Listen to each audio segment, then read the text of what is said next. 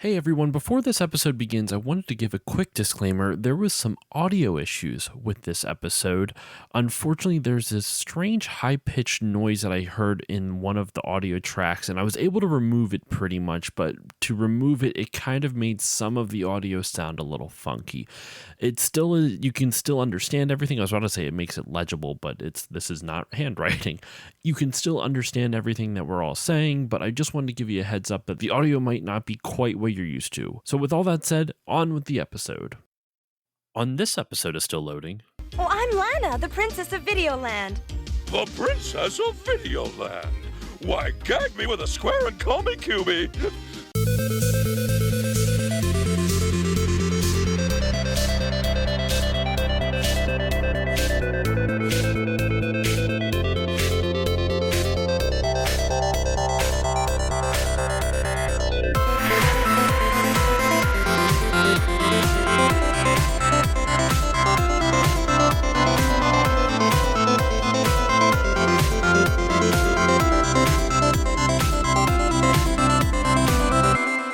Hello, everyone, and welcome to this new episode of the Still Loading podcast. I'm your host, Josh Koval, and today on the show, it's more Captain N, baby.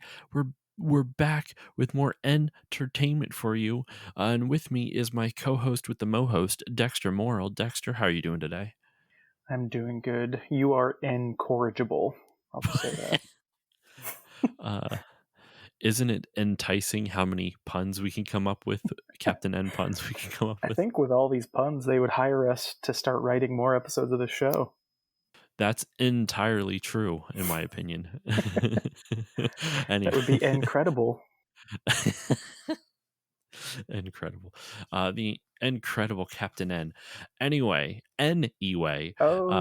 we this week's episode is called "The Trouble with Tetris," written by Michael Maurer. Which this is not a one-off. A lot of the people who have been writing episodes this season so far have been one-offs. You know, Jeffrey Scott, we love you. Please come on the show. He wrote the entire first season. But a lot of the writers for this season so far, it's been all different. And I believe so far, Michael Maurer is the first repeat that I've seen, at least within this. Actually, David Ehrman shows up a little bit later. So actually, never mind. So David Ehrman and Sean Roche, who wrote the second episode of season 2, Queen of Apes, they do write another episode. Anyway, Michael Maurer is the writer for this episode, and it was released on September 29th, 1990. And as we always do, Dexter, what was the one thing? What was something that stuck out to you from this episode? Well, I'll go ahead and let everyone know that this particular episode was like lodged in my brain for a while. Like I have a specific moment from this episode that stuck with me even as a kid. And it was weird revisiting it 30 years later, approximately, because it's not how I remembered it, but it also was. I'll get into it when we get to it as near the end of the episode, but that's what stuck out to me, that my memory is weird. For me, what stuck out was just the visual designs of Tetris's world. I loved it. I loved the visual design of the Tetris world and the weird character choices that they made for specifically the mayor. The mayor, I think Mayor Squaresley is, Mayor Squaresley is one of my favorite characters from this show now, just period. He is insane. So with Mayor that out of the way. Squaresley for Smash. Right. Imagine what would his moves be like. What would his moves they could just do a skin on Minecraft Steve. Yeah, right. They totally could. Oh my god, I need to do that. Someone needs to make a Mayor Squaresley Minecraft skin. Like that has to happen.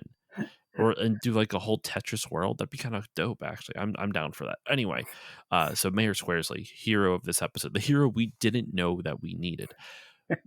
This episode is kind of it's a weird one. The episode actually begins with King Hippo and Eggplant Wizard basically acting like they're watching a movie. Like Eggplant Wizard is chowing down on vegetables, and King Hippo is downing like a full 6-pack of milk or something. I don't really know what that was, but when I say a full 6-pack, it's not like he's doing it a can at a time.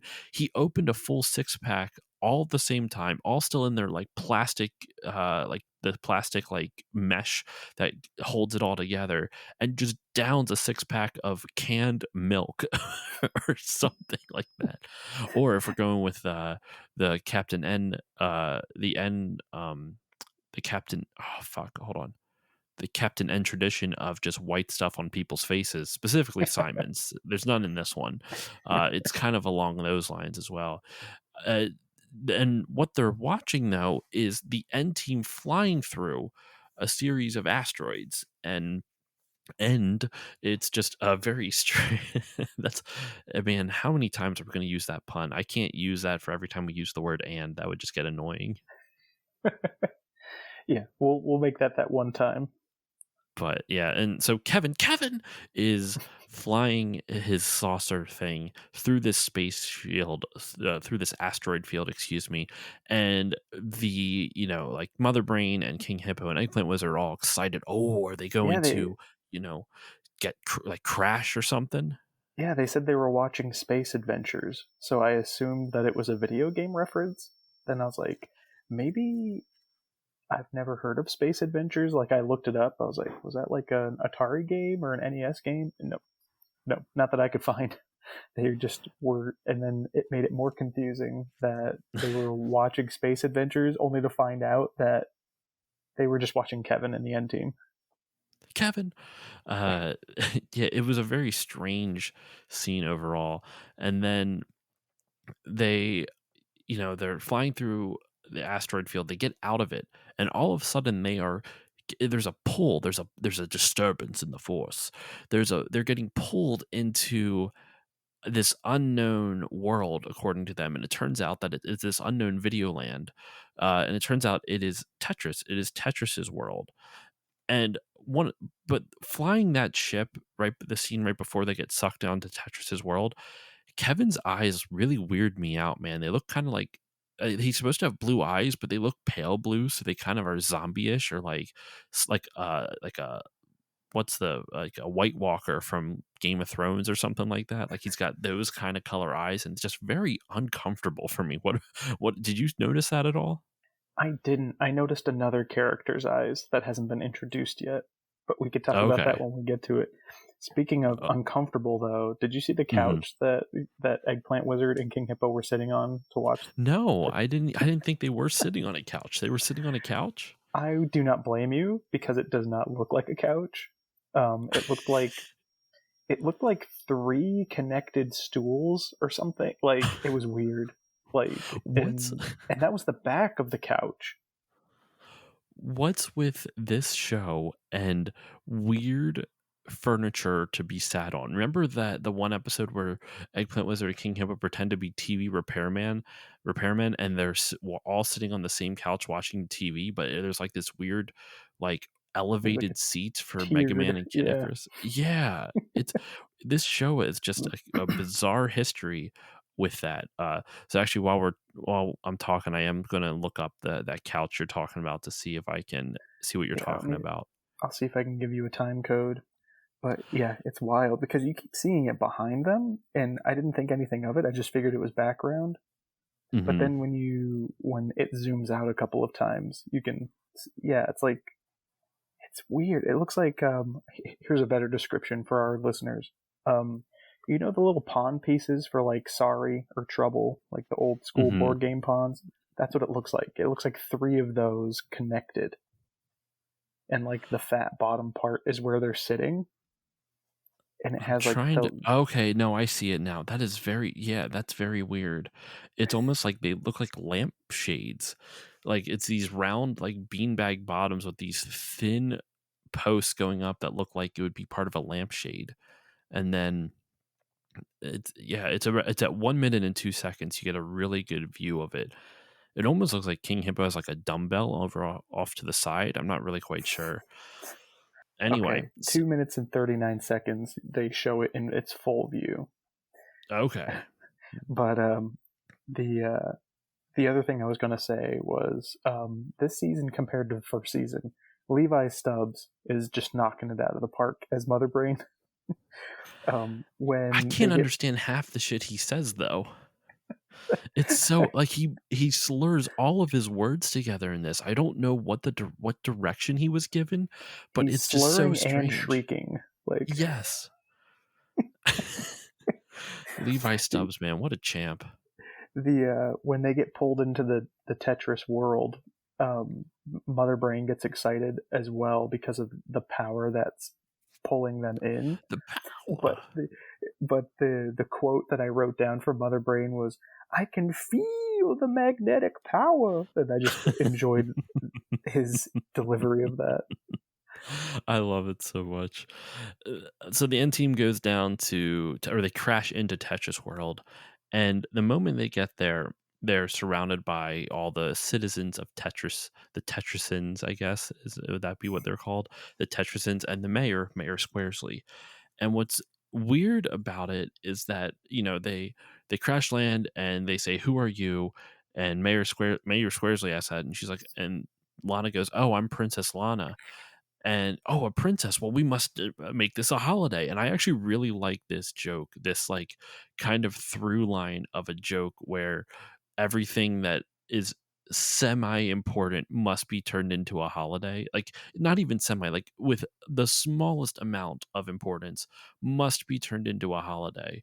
And you can see it because when he brings up the calendar, it's filled with holidays. There's like 2 days available left for the month. Every other day is a holiday that they just apparently celebrate in Tetris. And It feels like that I in like modern day though. So once again, Captain N did it first, because does it like today is National Pizza Day. Today's right. National Talk Like a Pirate Day, which I actually think just happened recently. But that actually that feels like our culture here at the U.S. They also were And referring to them as round faces, and I was like, should I be offended right now? Like, is that like a racial slur for yeah, like should I be offended? humans? I don't, for just all of humanity. Yeah. And then they It's referred to Princess Lana as your curviness. Sorry, your curviness. the Mayor Squaresley has some of the strangest exclamations. I wrote down. I think I'm going to use one of them specifically. In fact, listeners, you will have already heard the exclamation. But the first one that stuck out to me, it's not the one I'm using, is, "Well, I'll be a son of a cube." And then the very next, like later on in the same scene, I think it's like after I forget why like what he's reacting to that causes him to exclaim this, but he goes, "Well, gag me with a square and call me QB." Yeah. What is that line? I don't under gag me with a square and Hey, call call me me. QB. You're right. I don't. For some reason, hearing it while watching it, I just kind of like shrugged it off. But now, completely out of context, that's hysterical. I love that. I don't. Gag me with a square and I call me can't get QB. that out of my head, Dexter. Yeah, That's I such a need to use it. ridiculous, right? Uh, Gag me with a yes. square and call me. Holy fuck. Have we So told the listeners yet that everybody on Tetris is made out of voxels? Like they're all like cube shaped. Think if you've seen Wreck-It Ralph, think of like the citizens in the building of Fix-It Felix. How they're all mhm, like they're not perfectly cubes like Minecraft, but they're vaguely cubish yes. like those characters. No, that's what and that's referencing what I was talking about at the beginning. Like one of the things that stuck out to me was the design of the Tetris world in this. It's really good. It's a really good design for all of the citizens of this planet that they're on. And like if you notice it, like they commit to it. Like when they drive a car, it has square wheels, so everything the drive is bumpy. The stoplights are all in the shape of squares. The lights themselves are squares. Like everything is a square, except for obviously the one other round face that it wanted. Sorry, I can't. It just sounds so awful saying that, you round face. Yeah. Oh my Yeah. god. Look at all the round faces. We haven't had a round face here in years. Maybe because you We called haven't them had a round faces. like who wants to live here if you're just going to call them round faces? Apparently, this character we're going to meet named Lyle who has no self esteem, and we're going to get to Lyle. Lyle's a weird character. the mayor declares it's a holiday for Princess Lana. They're driving bumpily through the city of Tetris or whatever they're at because of the square wheels, and everyone's, oh, hey, hi, and just celebrating this complete, like, they're all like, I love that the mayor's yelling out on a megaphone, like, oh, by the way, today's a holiday, and everyone's like, all right, it's a holiday. Here we are. Going Uh, home. Yeah. so after, I forget exactly, they talk about like what drew them to the planet. It's the square of power is what it, or the sacred square is what Yes. it's kind of called, and it's where all of Tetris's world derives its power from. So it's, yeah, the sacred square. And then it cuts over to King Hippo because Mother Brain knows about this, so she has sent King Hippo and Eggplant Wizard to go get the power, the power that she can feel Yeah. I can from all the way feel the over there. magnetic power.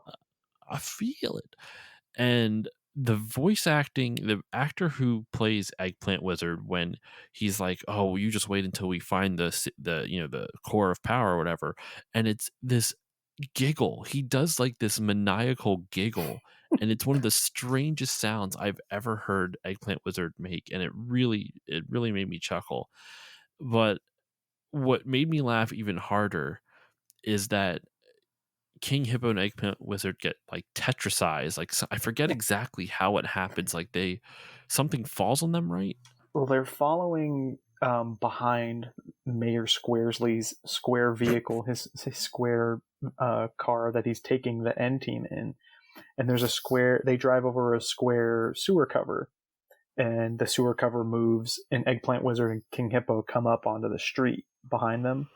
And as they're, arguing, as they are wont to do, a Tetris street cleaner drives over them and picks them up That's what it was. and kind of like poops them out the back, but they're all like, they've been voxelized. And I must say, it I didn't notice it at the time, but having it on in the background while we talk about this, I'm gonna give you 5 minutes and 41 seconds. King Hippo's chest makes me extremely uncomfortable to look at. All right. I I'm did think, I mean, we talked about King Hippo's nips in a previous episode, and I have a feeling I know exactly the scene you're talking about because I remember being made super uncomfortable by King Hippo's nips again in this show. So 5 minutes 41 seconds, you said. Yes, I have to wait at for an least the ad. frame I have it on right now, because everything about him has been, Tetrisized, but his voluptuousness could not be contained into a cube. So his chest region is still very much curvy. So they're hanging off of cubes, which makes it so uncomfortable. Oh my I god, would that's make it. unnerving. I would make it our the thumbnail, but I don't think I could do that to our viewers, our listeners. I Scar honestly them wonder for if like Instagram would tag that as nudity. Are you able to see it? Yeah, Like it's uncomfortable. even like if you were to rewatch it, the animation of it is very uncomfortable. Of like being flopped out of the back of the street cleaner. Yeah, with the square wheel going after it. Yeah. I do think like if we can find some still of them as Tetris blocks, though, that's the Yes. perfect thing to I want to use. either do them in the square block form, and I think it's in the next minute. It's like 6:45 or something. But there's also in a few minutes where they're wearing Tetris suits that they have to like squish themselves into. They're like these really gaudy zoot suits. I also really like that design too. and Eggplant Wizards in like spaghetti hair or something like that. Yes. Yeah. It's so good. So after King Hippo and Eggplant Wizard get turned into Tetrisized versions of themselves, the show cuts over to where you meet Lyle, the only other round face, quote unquote, in Tetris world. And let me tell you something. One of my biggest beefs with Lyle, it's not that he's a klutz. That's pretty much his character trait in this, like the stereotype they're going for. He's a nerdy klutz. That's his stereotype. I hate that this dude must weigh like 5 pounds because every single thing, like he gets knocked down by a stiff breeze. He like in the opening scene, you see him bouncing a ball, and he catches it, spins it, and then throws it against the wall again, like he's going to play it again. But then he looks away. The ball hits him in the face, and he didn't throw it that hard. It's a bouncy ball. It knocks him 5 feet off the chair he's sitting on. And then there's a training montage involving Lyle, which we'll get to why he's training in a bit. But there's a training montage involving Lyle later on. And he gets flung like 30 feet across the screen in almost every single accident that happens. It's one of the most bizarre choices I've ever seen. I shouldn't say bizarre choices. It's just strange to me. I don't know why they decided to just make him like a paperweight. Because I'm watching the scene again. He gets the ball, spins it on his finger, throws it back, and then it hits him in the face, and it knocks him like off his chair. The whole chair tips over because of it Yeah. from a ball. Yeah, Like so there's no way he threw it that hard. No, it's so strange. And normally I wouldn't even bother nitpicking, but I was watching the scene again and I saw him fall over. Normally I wouldn't, like I said, I never would have noticed that.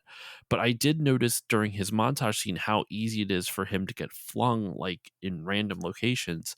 And then when I saw this, I'm like, oh, this dude just must weigh 5 pounds. He gets knocked over by a stiff breeze. What a weird character trait. So you find out he is the keeper of the key, who basically this key is what guards the sacred stone or the sacred block, sacred square. That's what it is. The sacred square that is the source of all of Tetris World's power. And I have a major issue with this because why would they give him that? A They know round face. Come on. no, they know he's a klutz. The security for the power source of your world is very lackluster. It's just Lyle. That's it. It's just him. I don't understand the logic of this as to why it's only him being the keeper of the key. Like, why does he take the key home with him to store in his safe? Why wouldn't you pass it off to another guard guarding your source of power? Like, there's no reason Especially for since him he to has a take the key boss, with him. Mr. Block. Yeah, Mr. Block. What's Mr. Block's job? Mr. Block's design's also pretty fun as well. I'm not gonna lie. It so what I love though is that Lyle is clearly like humanoid, quote unquote a round face, but all of his clothes are squared. Yes. So it's really amusing seeing like he's has a very adopted the visual Tetris representation. culture. Yeah. Yeah, and it's a very visual representation of him not fitting in that world, even though he kind of likes that world. It's just makes me laugh. Not the fact that he doesn't fit in, but just like the visual look of it. The gag that they used of him walking into the door was so awkward because It was not needed. Yeah, they're showing that they want to show that he's got the key to the sacred square. So they're testing it to make sure that it's behind the door. So he sticks it into the keyhole, the door is open, he turns to say something to Mr. Block, and then turns back, and at that point the door had closed, and he walks into it. But like he has to take like 2 steps to walk into it. He has plenty of time to see that the door has closed behind him, but he still walks it. Like the animation of it, the timing is so off. So it's like really slow. And it's very telegraphed beforehand. So it almost feels like there was supposed to be something else, but I honestly think it was just the timing of the joke was really drawn out, and so it makes it really awkward. They also give anyone who's walking through that door absolutely no time to walk through the door. Once he put the key in and it opened and closed in like less than a second. The whole scene is weird.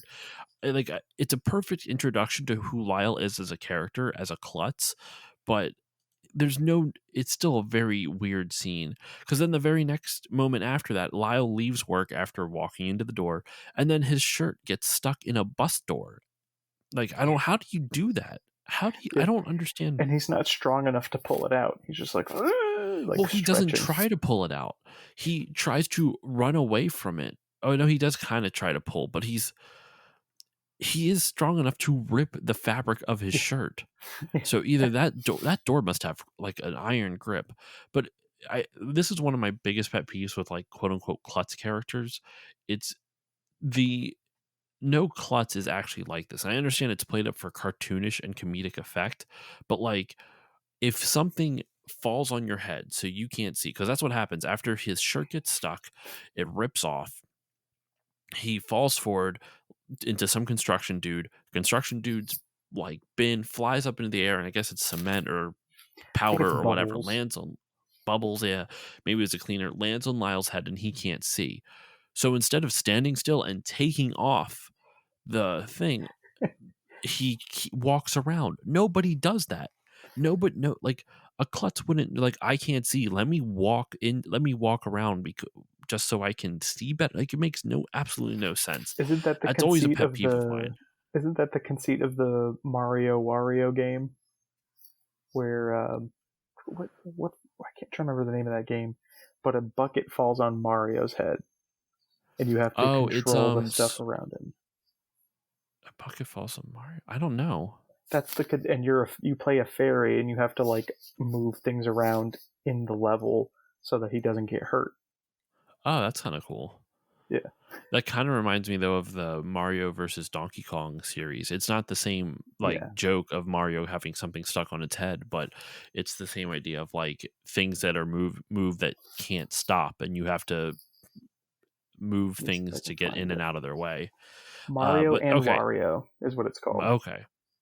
So then he walks up, he gets something stuck on his head. He walks onto this construction escalator thing, like, and it launches him up high into the sky. He finally takes it off and decides to once again like he takes it off, doesn't look where he's going, and then just decides to walk forward, which is just off the ledge and plummets, which would have been almost certainly to his death. But conveniently, at the same time, the end team had on their parade route with Mayor Squaresley are visiting the hottest square club in in Tetris world. And Game Boy, right before walking in, Game Boy sees Lyle falling and goes and saves him. So they go to the club, and then there proceeds to be a dance scene. And this is the first time that you see Lyle recognize someone. So Lyle, you find out, says, "Oh no, Lana's here. I better leave." And Game Boy doesn't let him.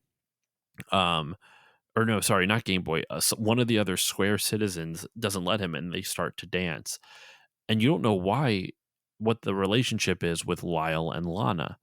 And it turns out Lyle is Lana's brother, who has been missing for 2 years, even though she's never mentioned it once over the course of the 2 seasons. Neither Barely has mentioned her her father. father. Yeah, the father's never been like, "How's your brother?" Yeah.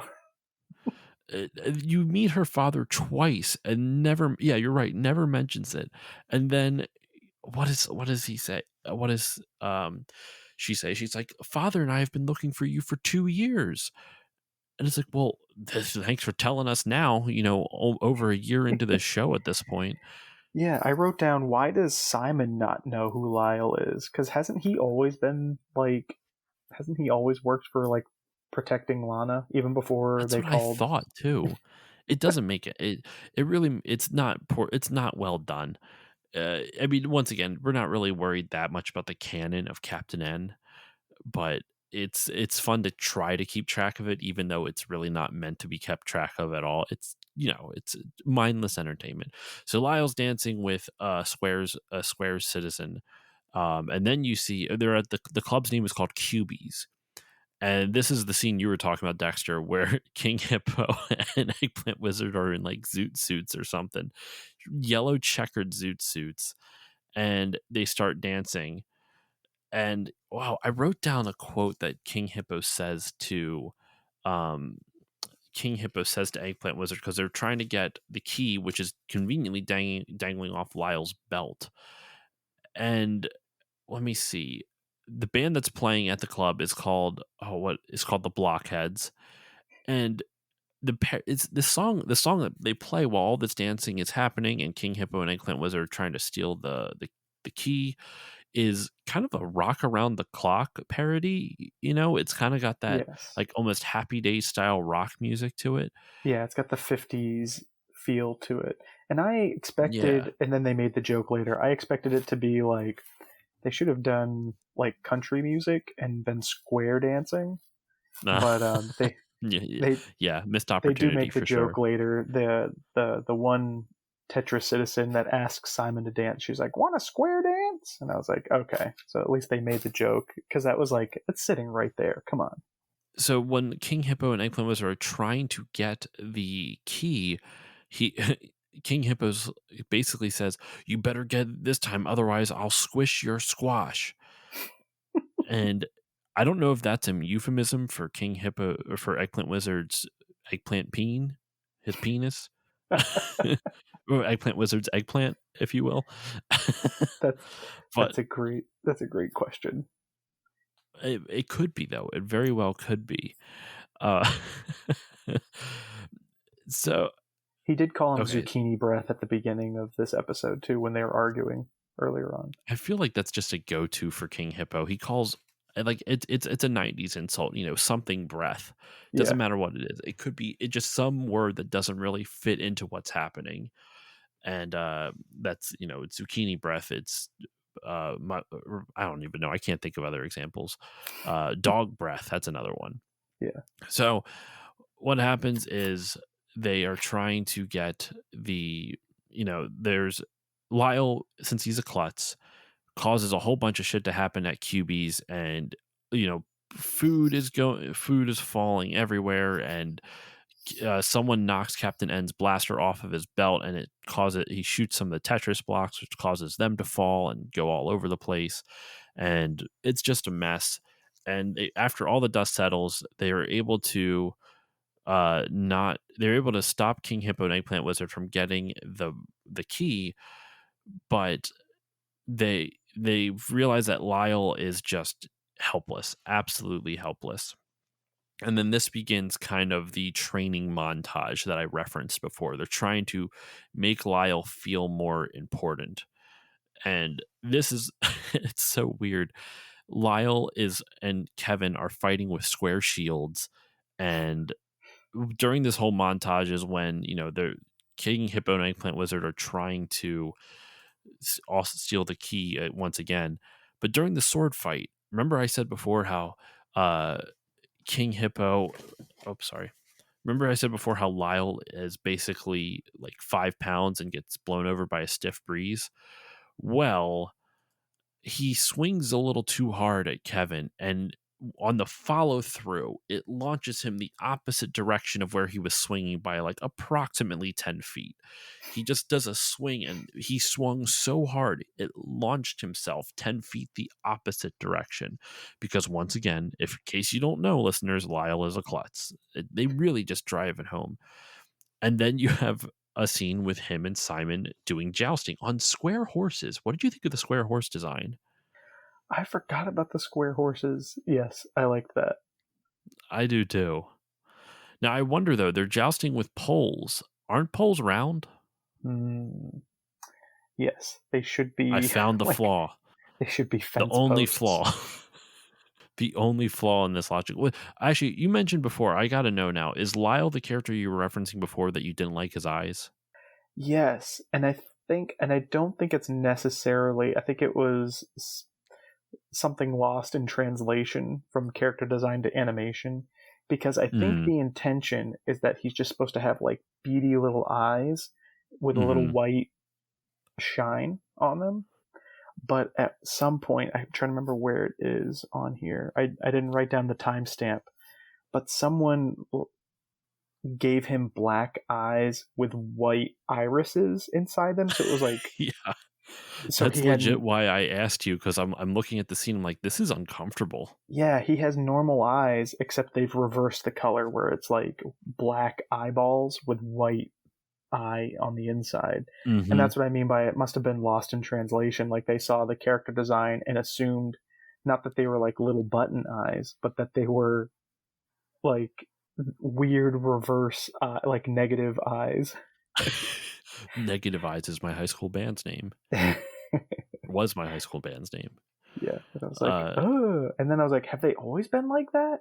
And then when I was watching it some more, I was like, okay, somewhere like lost in translation, that that the eyes got like this weird colorization. Yeah. But I also noticed before the montage, Mother Brain is talking to Eggplant Wizard and King Hippo on the little eggplant communicator, and she gets this made me laugh, and even though it's like doesn't mean anything to the episode, she gets so mad at them through the communicator that his communicator just explodes, like it gets purple stuff all over their faces. Yes, of course. Yeah, it's like 12 minutes and 35 seconds. The Captain or Tradition. Like the Captain and Tradition. Tradition. We did it. We put it at the end. Yeah, thanks. We put it at the end of it. You didn't even realize you made a pun on that one. I did. I did. I'm sorry, listeners. Please keep listening. We're done with the puns. The puns. That's a stretch. That was awful. Oh my god. So the second montage scene, like I said, is the jousting, which they're using like poles which shouldn't exist in Tetris World, but whatever. So Lyle wins the joust, but once again by pure accident, by actually being a klutz. He lucks into it in that he falls off the horse holding onto the pole. The pole gets stuck into the ground, and it basically pole vaults him back the opposite direction, knocks Simon off of his horse, and he like Lyle's now sitting jump kicks. Yeah. Knocks him off and wins. And then it cuts to a second, well, it's not a second montage scene really, but it's continuing the montage with like a dress scene, like a dress montage, like trying different outfits on for Lyle. And it just makes me wonder why Lyle is such a paperweight, because he's kind of ripped in this. Like, he's got abs. That's true. It's got to be the clothing, right? That's what's making him such a klutz. That's what I'm going to say. I don't know. The klutz thing would at least be defined by him making mistakes. It doesn't explain why he gets launched 10 feet the opposite direction of anything, you know? Yeah. I don't know. So he tries on a series of different outfits. There's like a zoot suit style outfit that he wears. He also has this larger one, and Kid Icarus then shoots him with like a thread arrow, and it just kind of tightens it up. Yeah, I'm looking at the still of the arrow, dude. Hold on. You got to see the still of this arrow. It's all right. 13 minutes and 46 seconds. It's literally like the sewing needle part of a sewing machine. It's got like the metal plate on top of, like the metal plate with the needle connected to the front of the arrow. And that's what Kid Icarus shoots at Lyle in order to change his outfit. And basically it just kind of brings everything in. The suit he's wearing is too large, and now it looks kind of more like a military suit. Oh my gosh, you're right. I didn't notice that before. What an amazing still. It's so detailed. Right? And you have to go through it like frame by frame to really get a good view of it. But like at 13:45 you can get a decent view of it. But yeah, it's it's kind of impressive they took the time to animate it. Like, what a weird, is it supposed to be a joke? I don't know. Oh my god. Yeah, some poor animator researched sewing machine needle, and it's even got a pink spool of thread, like you said. Like, yep. Wow. Attached to the back of it. It's kind of impressive, in all honesty. Yeah. And so this gives Lyle a false sense of confidence, essentially. Like he thinks he's a lot more capable than he actually is. Which is just, it's a weird, like I don't understand what the purpose of their training montage was. Like it was meant to give him more confidence that he could be a ruler, I guess. But then immediately afterwards, he does everything they ask him to, sort of. He doesn't really do well with the sword one, but it really seems like he's making progress, and they're like, he'll never have what it takes to be a king, or he's not there yet, I think is what they actually say. Yeah. Did you think it was awkward that he kissed Lana's hand afterwards too? I didn't even notice he did that. I'm gonna watch the scene right now. Yeah, it's right after they get him in his outfit. So 1350. Yeah, I'm seeing it right now, and he still has his black eyes with white pupils. Horrifying. And Lana, the scene of him kissing her. I don't know what they did to Princess Lana's design in this. Her her eyes are way too down low. She looks like Conan the Barbarian. I didn't look at her face before because it was so awkward, but now that I see her face, it's like they animated it and then they're like, oh, we forgot to do her face. And so someone who didn't know how to draw went in and did the face. That's clearly just not her. It looks like Conan the Barbarian. There's some type. It does not look like her at all. I'm sorry, I can't get over that. I guess that's what happens if your brother kisses you. He kisses your hand. Face. Yeah. Oh God, poor Princess Leia.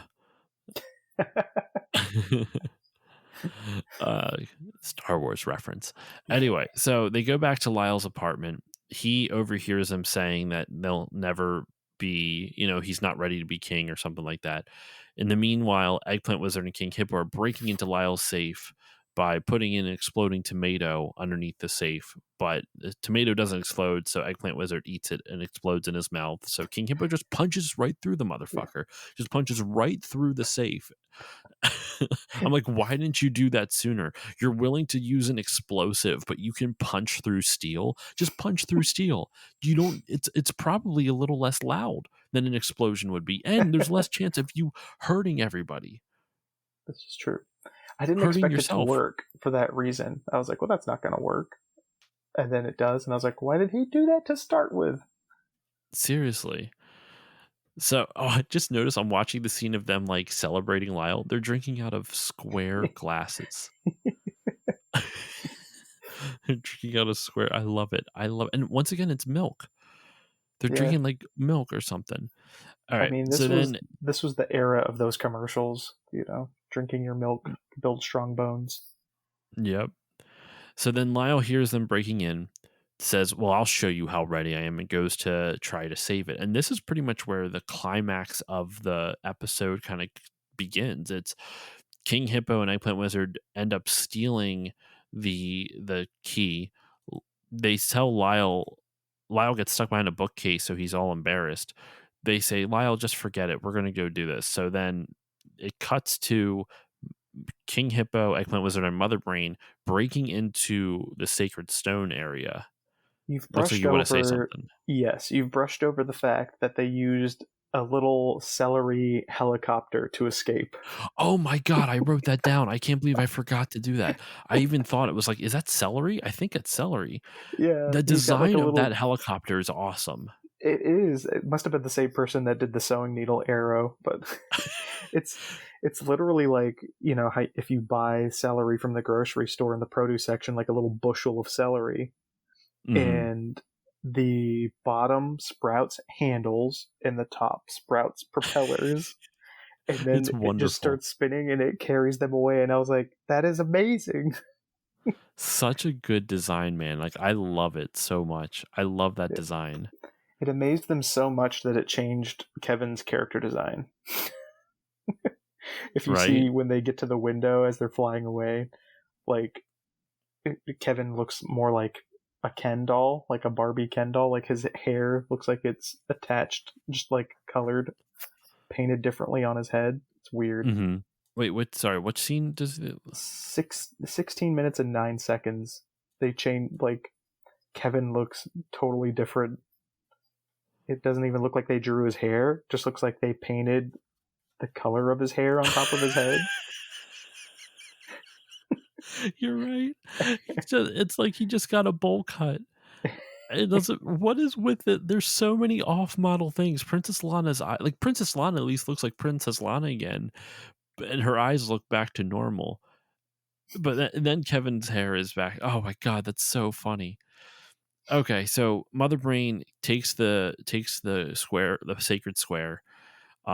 Game Boy's left to watch Lyle, so he decides I can't just sit around. I'm going to go help the M team as well. And the N team is chasing after Mother Brain, which Tetris is falling apart now because she's taken the sacred square. And during the chase, Mother Brain figures out, oh, I can figure out how to manipulate the blocks around me. So she starts building up all these different blocks around her and being able to, like build bridges, build walls and that kind of stuff. And in the meantime, with all the blocks falling around them, Kevin and Mega Man are shooting at the blocks to break them apart before they fall and crush them. And they start running through a tunnel. Like the end of this is actually like it's kind of a fun chase. I don't know how much more to really describe it, but it is fun to see Mother Brain figure out how to use the block to her power, even to her advantage, even though she's the bad one. And that she builds a tunnel to protect her and King Hippo and Eggplant Wizard from the rest of the falling blocks. Kevin uses his boost power to get through before they close up the tunnel completely. Oh, one I forgot something else. Did you know did you notice Kid Icarus's tightrope arrow? Yeah. What was Which that anchored to? wouldn't that just be? That's a great question. But I was gonna say, wouldn't that just be a rope tied to an arrow? Does that have to be like a zip line arrow? You would think. Oh my god, it's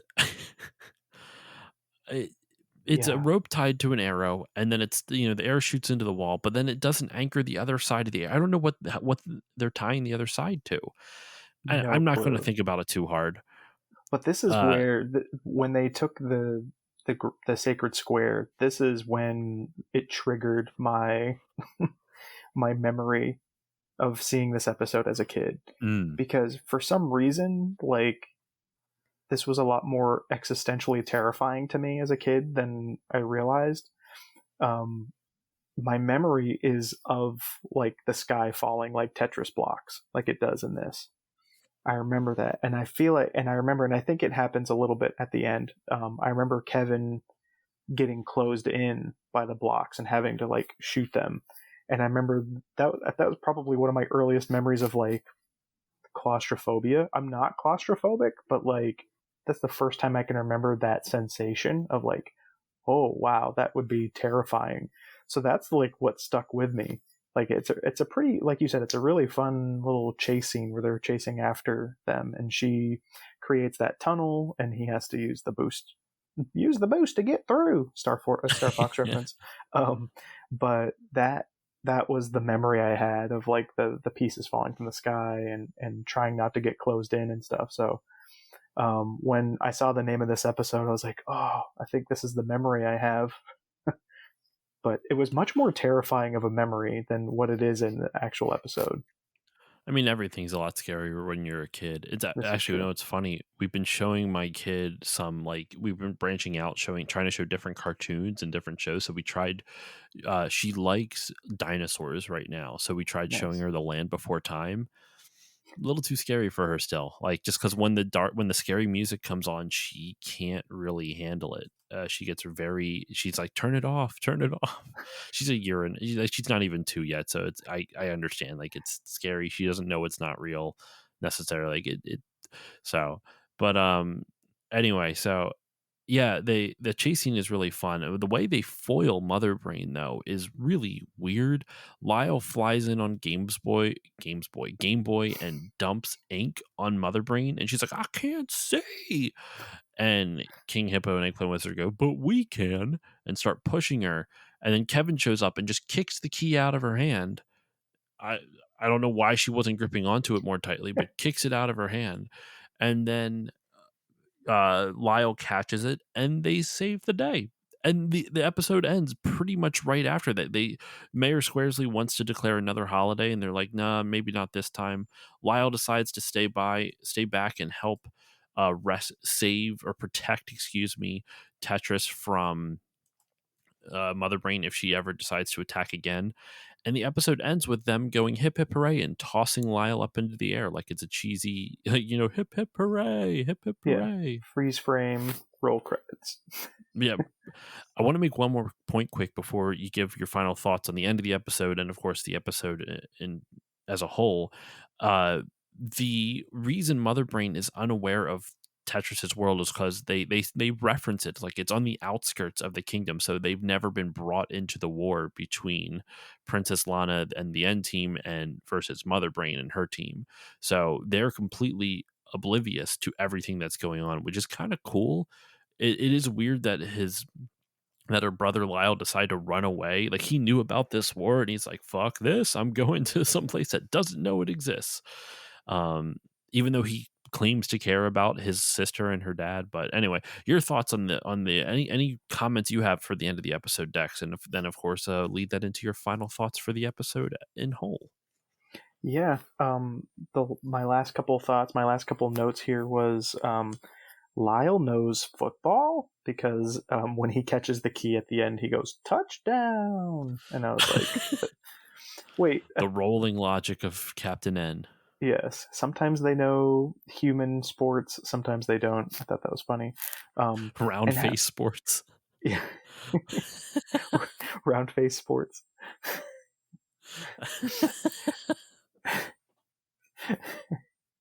I don't know why I find that so funny. It's so dumb. It is. It sounds like it should be derogatory, but it's not. Like, it makes me giggle because like no one's going to be offended by that. But it's so weird. Sorry, continue on. And the other thing that he was totally okay with just ruling Tetris, because they're like, oh, do you want to, since Dad's gone, do you want to, rule over Videoland now? He's like, nah, I'm going to take over Tetris, which I'm wondering if Mayor Squaresley is okay with that. But I thought he said that he just wants to protect Tetris. I didn't think he wanted to take over it. Oh, I thought he said something about ruling Tetris first or something like that. Let me see. I have the closed caption on, which, by the way, the closed caption is done by an AI, and it's amazing because it doesn't sync up to like it syncs up to about 70% of what they're actually saying, but 90% of what Mother Brain says it just doesn't understand because it's so blurred, like slurred together.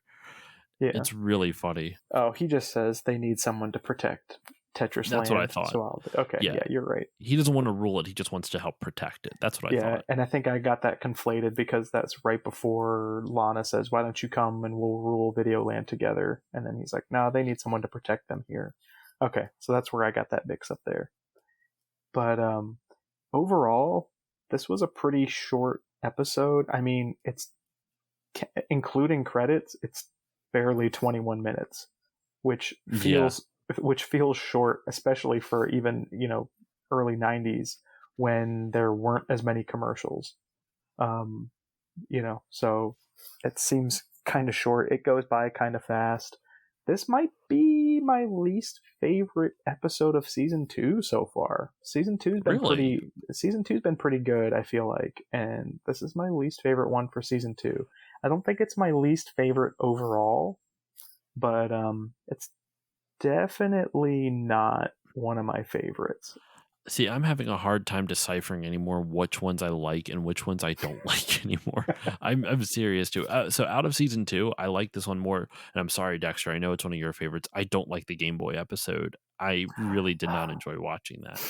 I also was not the biggest fan of the Quest for the Potion of Power, but I did like Queen of Apes. That was funny enough. And I liked Trouble with Tetris. So far, I like this one more than at least two of at least half of the ones we covered. So it's in the top 2 out of 4. Nice. Yeah, it's a fine episode. I think what did it for me was just the gag me with, what is it? What's the fucking line? It's gag me with a square and call me QB. Gag me with a square and call me QB. That also sounds as inappropriate as round face. Like, seriously. Oh my god, it makes me laugh so hard. Did we mention, kind of going back here, I don't think we mentioned the song that they used during the montage. No, I forgot. I even did I write it down? Hold on. I wrote down they used 2 like montage songs, and the songs are really weird. Yeah, there's a Frankie Valli song called "Walk Like a Man." I'm sure some of our listeners, especially our older listeners, have heard it before. Walk Now like you're a a man, we man. all understand. But that's what I think they were doing, a cover of Frankie Valli's "Walk Like a Man." That's what it sounded like Okay. today. It's just all covers in this. It's very weird. Like Yeah. in this season, like, the first one did real songs that they put over. I'll be honest, I missed that do do do do do do do. Yeah. It's almost thrillerish. Yeah, and it kind of, like, I don't Not know, thriller. it definitely Beat It, grew on sorry. me. It definitely grew on me, and as soon as you hear it, you're like, yeah, Captain N, baby, Whereas some of these covers, but I do want to give them credit before we wrap up here, that during the hijinks when he got the bucket stuck on his head, Lyle, when he was Yeah, yeah. like stuck on the bus and all that stuff, they were actually playing Tetris music. Like, there was a cover of Tetris music, Yes. Once which I again, really like, enjoyed. using the real music from the games in this show has always been surprisingly good. They've Yeah, done a good job with that consistently through all of the first season and this one so far. yeah. The only thing they were really missing in this episode was, I would have liked to have seen Kevin and the N team pushing blocks together to make a line and make it like I thought that's how they were going to get out of the tunnel. Even though I saw this Yeah, as a kid, like, it that felt would like that's how they would have solved it. that would have been a smart thing to do. You're right, because they could have just put blocks together for, like, to climb up over and then keep running. Yeah. That would have been more. That would have made more sense. All right, let's start wrapping this one up, Dex. We've already doubled the length of the episode of the show it's actually based on, which seems to be par for the course for our Captain N ventures. Uh, sorry, listeners. I don't know why. I don't know what's with me today with these puns. Dex and I were talking off mic. I've been having a rough weekend, so I think these puns are just a way of coping with having a rough weekend. But all right.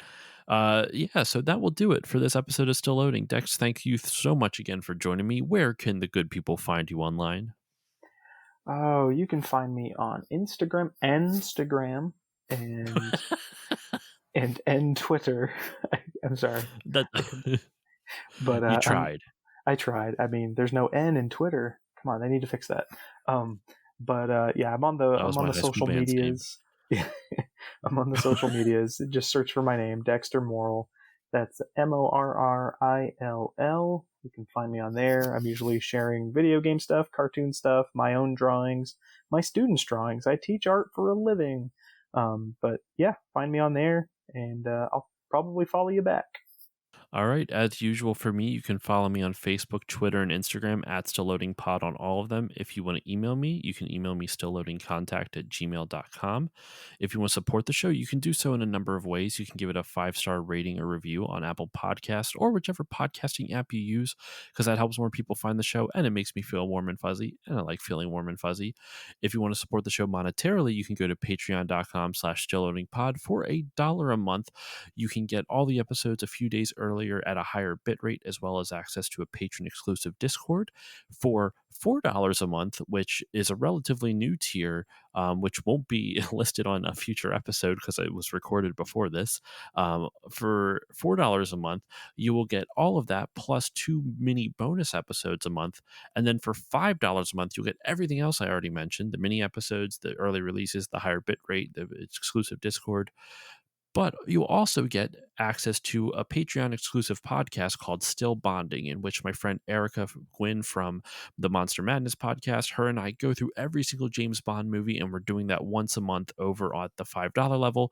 So that is Still Bonding. The first episode is already out now, and we have already recorded the second one. So if that interests you, please consider supporting me that way. I have a lot of great content for you. And actually, if you're curious about the mini bonus episodes, there's over 20 of them now. So there's lots of stuff for you to go back and check out. And with all that said, of course, the final shout out I have is the Bit by Bit Foundation. The Bit by Bit Foundation is a nonprofit organization whose mission is to put video games and video game consoles in the hands of kids receiving inpatient care at hospitals. So if you want to support them, go to bitbybitfoundation.org and consider donating. And that will do it for this episode of Still Loading. Dexter, once again, thank you for joining me. Thank you. And remember, we'll think of you the next time we play video games. That we will. I will see you all next time.